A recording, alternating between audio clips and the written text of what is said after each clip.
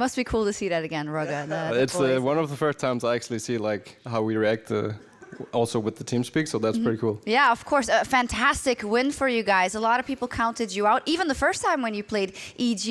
Why do you think it is the boys found their footing and won that third map and beat EG again? Well, I actually think it started like already in train. We knew that if we had started CT, it would probably have like been a completely different map.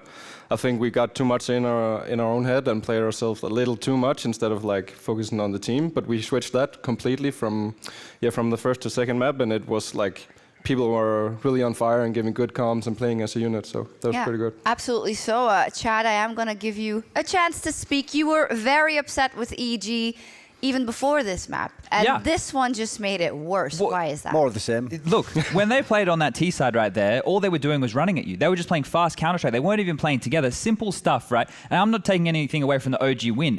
A team doing a default on the T side of Inferno, when you're taking apps control, you have one guy jump boiler, you have one guy come up halls.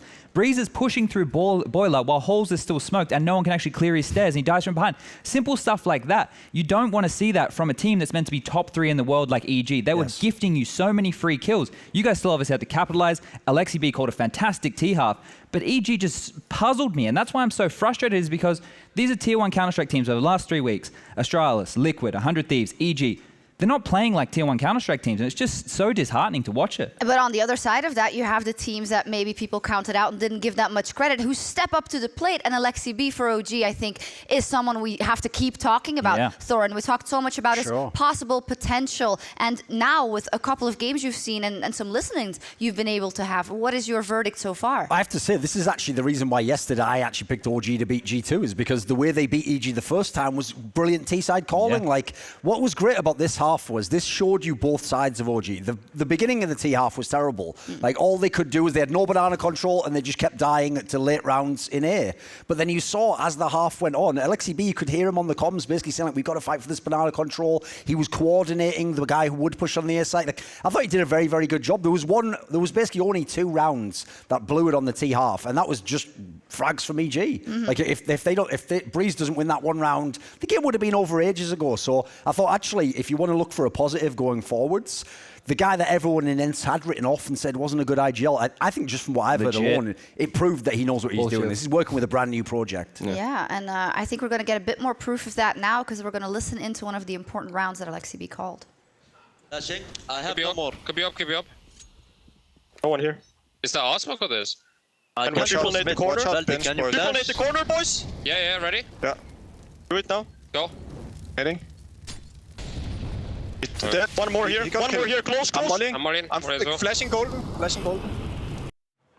There we go. There was a follow-up there as well, there right? was actually. Because it was called that he was at Sandbag. Mansu calls They the flash. kill that guy for free as well. They don't get anything damage taken or anything. And not only is Alexi calling it, he entry frags onto that guy, right? And then they can snowball onto that B bomb site, which is fantastic. That's the tendencies that we talk about, right? Because Alexi knows when they're throwing those Molotovs, what type of setup that they're playing. That's why he calls those grenades through, right? That detail isn't as simple as, oh, we want a triple nade here. He knows the way they play. Yeah, Ruggah, tell me a little bit about working with this guy and then what you've seen from him in his development so far. I'm just really happy that he is in our team and not ENCE, because I don't understand it. Like, I have worked only with him for like 1.5 months, and he's probably one of the smarter players out there. Also, when it comes to in-game leading, like, you can hear him micromanage a lot. And that's one of the things I think ENCE is missing right now, is that he can micromanage what happens around the general idea.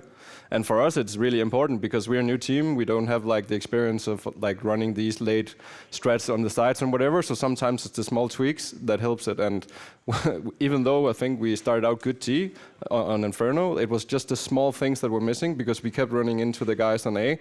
And have we just like had the composure of like throwing the flashbang we threw in the last round, we probably win all those late rounds. So we're getting there, and he has to be helped also with not micromanaging everything, but he is so good. I don't understand why ENCE didn't win. Yeah, he is fantastic, and I think as a team, a lot comes from him as well, but your utility usage is also very good for a team that is kind of still figuring things out, right? Why do you think that is?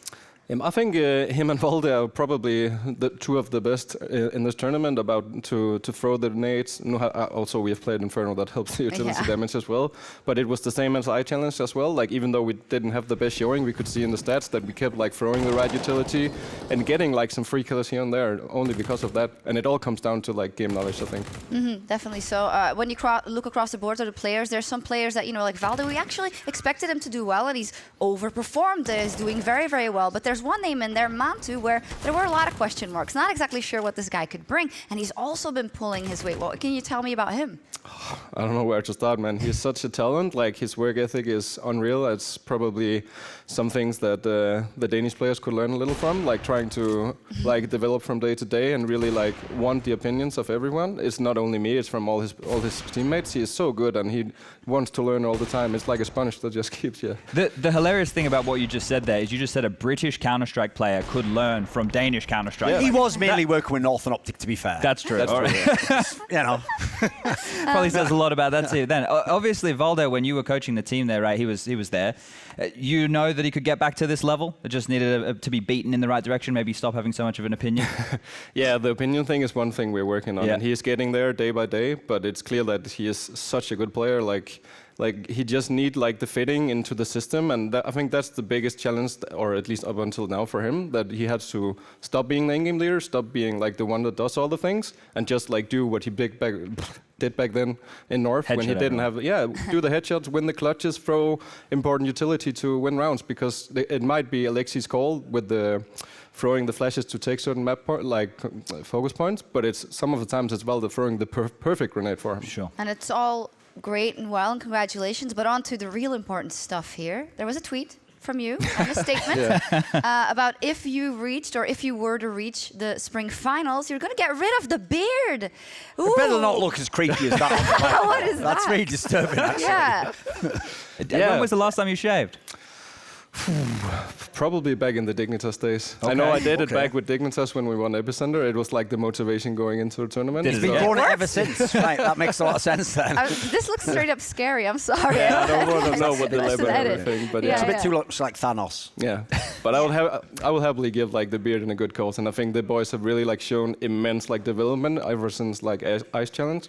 Obviously, we had our challenges that laid ahead, but ever since we like spoke about what was wrong, it all positive ever since, and it's super good. Yeah, we're going to let you go in a second, because I know, of course, you're going to have to talk about the strats to face G2. Just tell me, how do you think that matchup versus G2 is going to go? How do you fancy your chances? I see your chances like really good. I said the same yesterday, but the real like wake-up call for us was that we were probably a little too drained from the EG match the day before, so we weren't like there mentally or even like on the server. So I hope for a totally different view in the match today, because I think we have what it takes to push them all the way. So in the end, it's who keep calm in the end that wins, I think. Yes, absolutely. Looking forward to that. Thank you. Wonderful interview.